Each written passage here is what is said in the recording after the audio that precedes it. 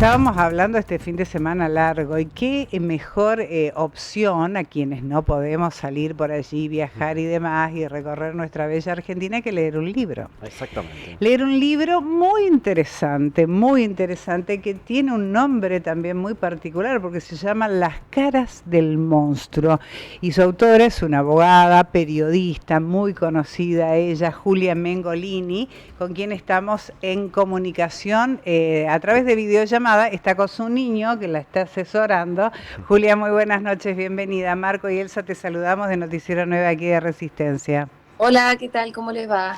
Estamos muy bien. Contanos vos cómo estás con las repercusiones. El lanzamiento de tu libro, Las caras del monstruo, fue en noviembre del año pasado, ¿puede ser? Sí, fines de noviembre. Fines de noviembre, bueno, ¿y cuál ha sido la repercusión que has tenido hasta este momento? Pero primero hablemos un poquitito de la esencia del libro, ¿te parece? Nos ordenamos la esencia de este libro y qué querías comunicar vos en Las caras del monstruo. ¿Quién es el monstruo? Uy, el monstruo tiene muchas caras, pero eh, sí, el monstruo, mira, es, qué sé yo, las grandes corporaciones, el poder económico concentrado, el poder mediático, las redes sociales, la pandemia, los mandatos de belleza, el patriarcado. Me parece que un poco todo eso es el monstruo al que nos enfrentamos, qué sé yo, que me parece que además hay que descubrirle la cara para poder enfrentar y confrontar. Así que por ahí anda el monstruo.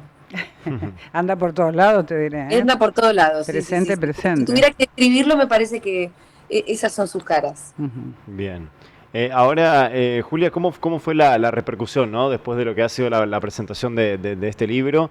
Y bueno, y a qué público más que nada estás apuntando? ¿Tiene alguna edad determinada, algún grupo etario? ¿O es más que nada en general, digamos, el libro?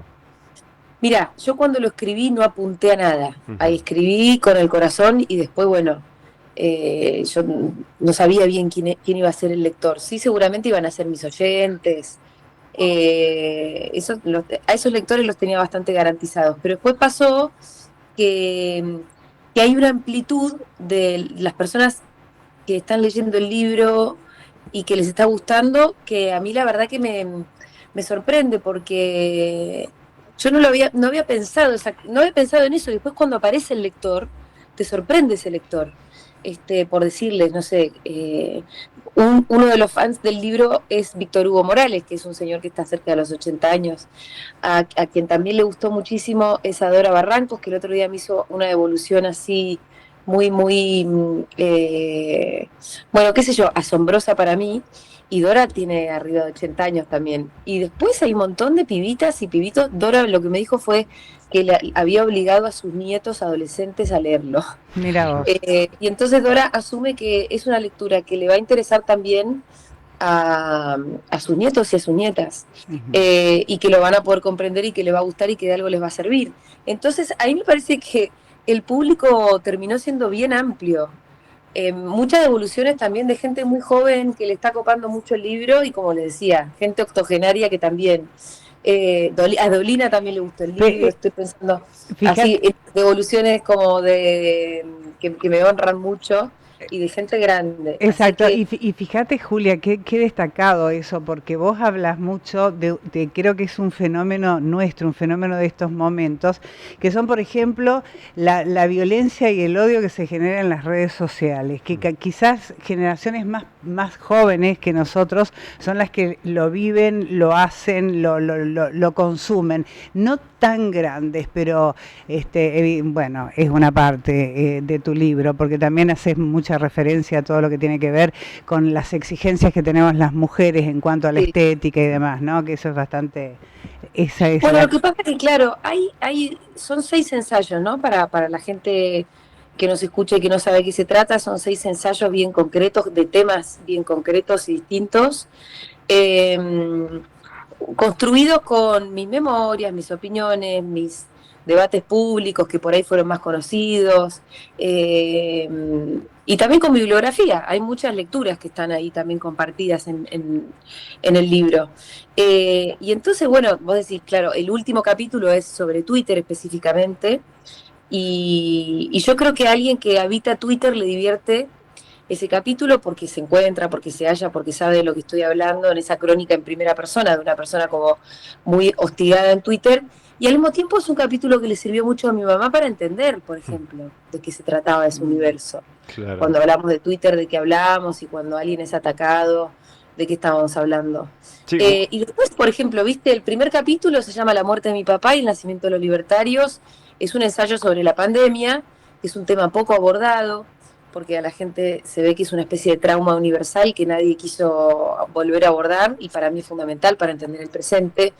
Y la verdad que la cantidad de gente que se identificó mucho y que se emocionó mucho con ese capítulo porque se le murió a alguien en pandemia, también fue un montón. Entonces, claro. hay un poco para todos también. Y creo que al mismo tiempo todo el libro habla de una época, que es esta. Y mira para atrás para entender este presente, ¿no? Hace como una reconstrucción sobre qué se fue plantando, qué se fue de alguna manera sembrando para cosechar este presente que, bueno, para mí es bastante distópico, pero me parece que también hay que entenderlo, por lo menos para resolverlo. Claro. Ahora, Julia, en un momento del libro te referís justamente al costo emocional y político, ¿no? De ser una figura pública.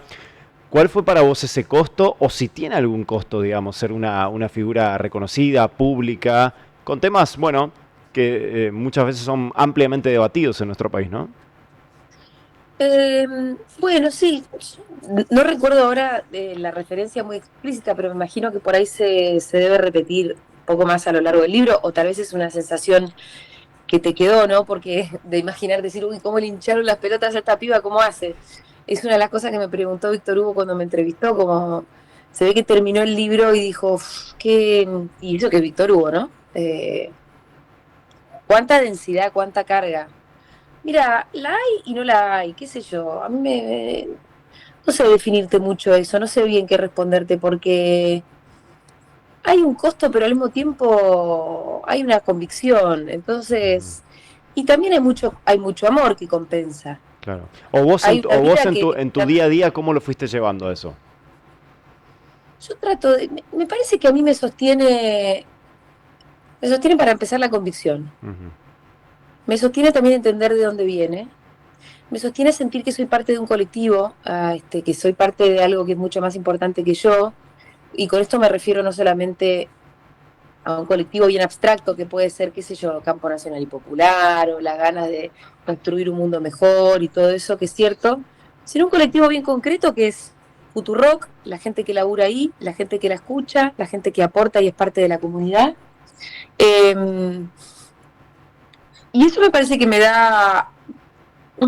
ensancha un poco la espalda. Ujú. Si yo fuera una periodista que anda sola por ahí pululando y no me sintiera realmente muy acompañada por un equipo de laburo, por gente que banca, y yo creo que hubiese sido mucho más difícil. Claro. Pero se trata de eso, de sentirte... Hay una verdad que se te revela cuando, qué sé yo, cuando te sentís militante, y es que hay algo que es mucho más importante que vos.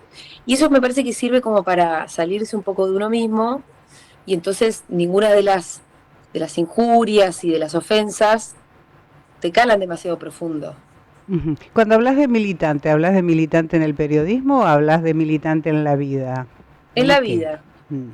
¿No te en la gusta que vida te me digan parece, hay una actitud, ¿no? que hagas periodismo militante? ¿No te gusta que te digan eso? No, a mí no me gusta ese término porque me parece tramposo, mentiroso, y me parece que nos pone en un lugar como diferente y menos legítimo que el que tiene la Nata o el que tenía Nelson Castro, que en todo caso eran tan militantes como yo. O lo somos todos o no nadie. No me gusta el término, pero sí yo me considero que soy una militante. Lo soy desde muy chica, en un sentido muy profundo también. Me parece que es como una especie de actitud en la vida. Viste, qué sé yo. Mira, a mí me gusta este ejemplo. Cuando, por ejemplo, un gobierno toma la decisión de que ya no se puedan comprar todos los dólares que a cada uno se le canta las bolas, porque no alcanzan los dólares, y entonces se empiezan a plantear restricciones, digo, más allá de la evaluación de la medida, están quienes se enojan muchísimo porque ellos querían comprar todos los dólares que se le cantaban, y están quienes entendemos que un país es es una sociedad compleja, con un montón de necesidades y donde tenemos que estar todos. Y entonces no nos importa que nos pongan restricciones para a la hora de la compra de dólares, porque eso, te sentís parte de en todo. Este, me parece que eso también es ser, viste, como un poquito militante. No necesariamente estar todo el tiempo haciendo algo por los demás, que también es otra definición, sino por lo menos comprenderte como como un individuo adentro de un colectivo, y que lo que importa al final es eso. Ujú. Julia, a ver, entendiendo que el monstruo va cambiando constantemente, ¿no? Y van apareciendo nuevos monstruos y uno tanto internamente como socialmente asocia monstruos en diferentes lugares, ¿no? Y como te dije, van apareciendo y desapareciendo. ¿Pensás por ahí ir ampliando, digamos, esta experiencia del libro en más escrituras, en otros bocetos, en otros ensayos, en otros libros? Mirá, me encantaría, la verdad. Todo el tiempo me pregunto si volveré a escribir, porque la verdad que el año pasado estuve como tomada por una especie de, no sé qué, de espíritu escritor. Entré como en un estado así de gracia en el que no había estado nunca, que estuve unos cuantos meses como absolutamente inspirada y concentrada en eso. Y una vez que le puse punto, no volví a escribir. Ujú. Y yo sé que los escritores de oficio no pueden pasar un día sin escribir. Entonces me pregunto si me va a volver a agarrar eso de ponerme a escribir o no, porque Ujú. por ahora por lo menos como que tampoco tengo idea cuál es el próximo libro. Y vos bien decías, bueno, el monstruo va cambiando, con lo cual posiblemente dentro de algunos años tal vez haya que escribir Las caras del monstruo 2, ¿no? Claro. Para pensar en otros ensayos. Ojalá que no tengamos que escribir sobre una nueva pandemia, pero andás a ver Exacto. sobre qué cuestión Ujú. vamos a tener que Me, escribir. Me gustaría, por último, de mi parte, por lo menos, Julia, que me digas cuál es tu postura en torno a la necesidad que tenemos los periodistas en cuanto a ser muy objetivos en el momento de informar.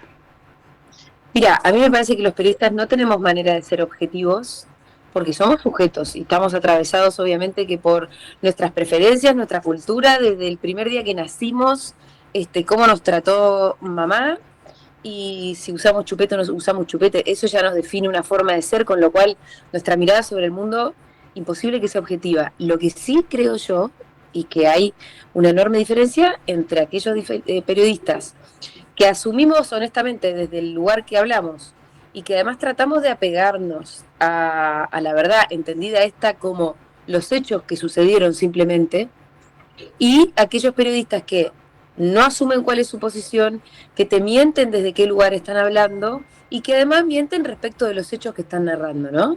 Que tienen doble vara para todas las cosas.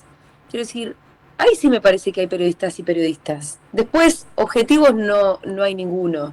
Ahora, periodistas honestos y deshonestos sí creo que Sí. los hay.